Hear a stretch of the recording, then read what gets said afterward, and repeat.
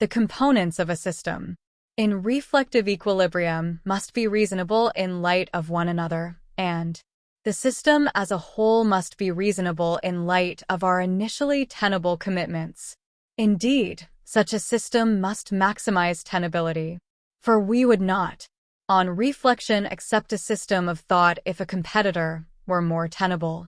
Consider judgment, page 107.